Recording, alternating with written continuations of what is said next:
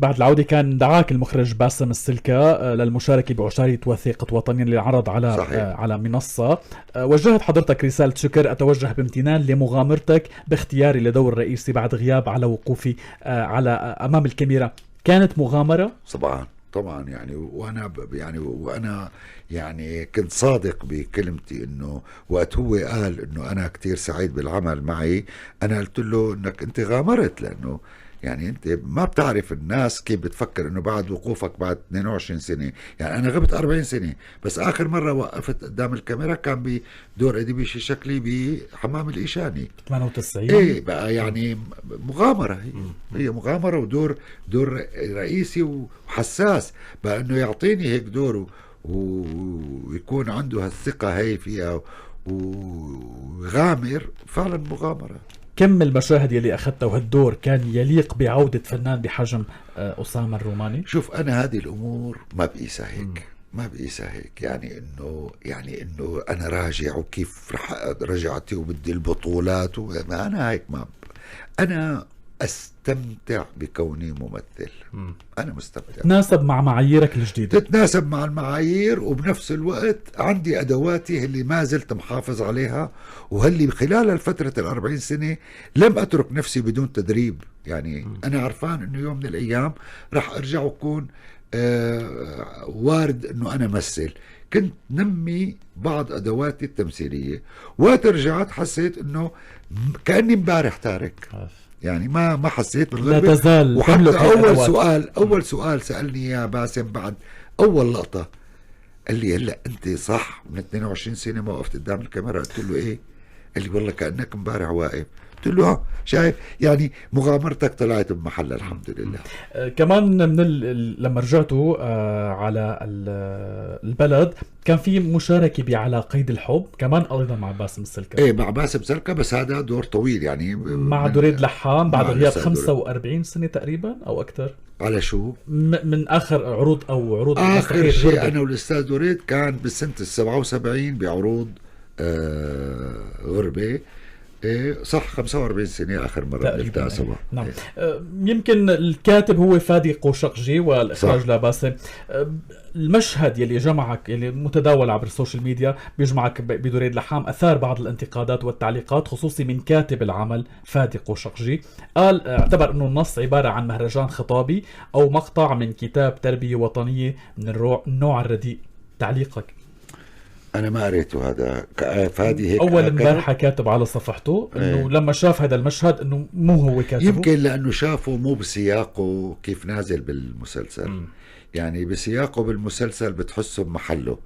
بجوز هون حسه نوع مثل ما قلت إنه نوع من الخطاب الوطني اللي أنا اعتبر إنه لا يمكن إنه يكون حوار حقيقي بين شخصين، اعتبرها خيانة للنص.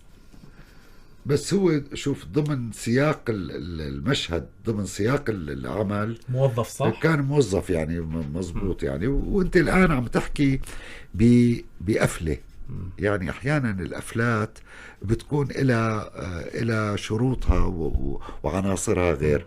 يعني ما بقدر أنا يعني خالفه لفادي، وبنفس الوقت بقول له استنى لتشوفه ضمن سياقه. بس هو حسه يمكن إنه بخالف اللي هو مثل ما قلت خيانة للنص. ما بظن خيانة للنص، بظن انه اجتهاد من المخرج بانه حط المشهد. وعلى فكرة يعني هذا المشهد الحوار كاتبه فادي، كاتبه مكتوب هذا الحوار طبعا هذا الحوار، يعني هذا الحوار اللي بيني وبين بيسألك دريد لحام أنا ولا مرة شفتك فرحان هالقد؟ بتجاوبه أنا تكمل فرحتي وقت شوف الشام فرحاني وعمراني بالفرح وبتغنوا بالفرح صح. بالعز. صح، هذا الكلام مكتوب في النص. مكتوب في النص. يمكن هو قصده انه على الغنية، على انه كيف قفلناها بالغنية. هذا اجتهاد من المخرج. قد يعني يلاقيها الأستاذ فادي انه اعطت للنص نبرة خطابية وطنية وكذا، هو مو قاصدها. بس كمان يعني بضل رؤية المخرج انه في عنده قفلة، يعني عم يعطي قفلة.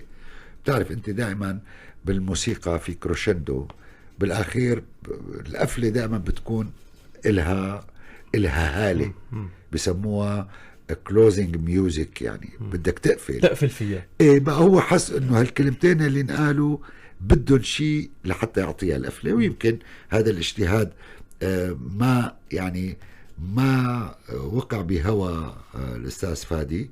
بتمنى انه وقت يشاهد يغير رايه، يعني مو يغير رايه، يتفهم ليش هيك نزل. والا النص كان فيه التزام بالنص حسب هذا الحوار موجود في النص. نعم.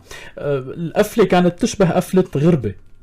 ايه هي على اساس انه يعني شوف هي فيها لعب على شيء، انه دوريد واسامه وغربه بعد 45 سنه وبنفس الوقت بيقولوا نفس العباره، قام اجت بالفرح بالعز. يعني فيها لعب على شغلتين، على المسلسل وعلى التقاء الاثنين. يعني التقيتوا كقصه صديقين، امين وحسان، اصدقاء بيصيروا نعم. عيله وحده. شو اللي تغير فيكم يعني جد بدي انسانيا هيك بالشكل بالروح؟ قد ايه حسيته مغير للاستاذ؟ والله شوف لك، لاني انا ما غبت 40 سنه عن دوريد. يعني انا هو صديق، وصديق كل ما انزل للشام الا ما يكون في لقاء بيناتنا يعني ونطلع مع بعض، يعني في صداقه عائليه وعميقه. ما كتير انا بحس انه يعني كنت عم واكب دوريد، هو عم يتطور وعم يكبر وعم كيف يفكر، وهو بنفس الوقت عم يشوفني أنا كيف عم بتغير كمان بنفس الوقت.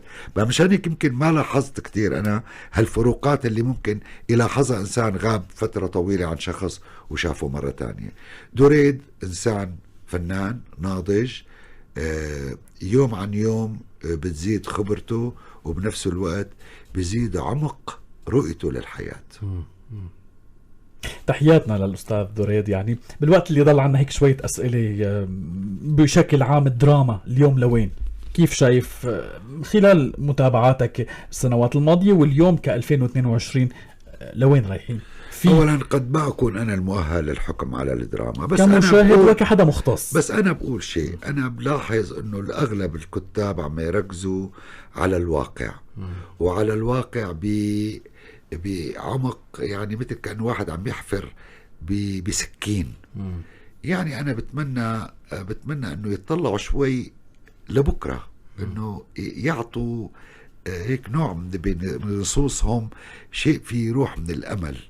أنا بعرف أنه الظروف صعبة، وبعرف أنه الناس عم تعاني، وبعرف أنه التبريرات ما تكفي يعني تبريد قلب العالم، ولكن هذا قدرنا نحن يعني اللي بنعمل بمجال الثقافة، انه نكون نحن الصوت اللي بيدفع للأمل، اللي بيخلي الناس تقول بكرة أحلى.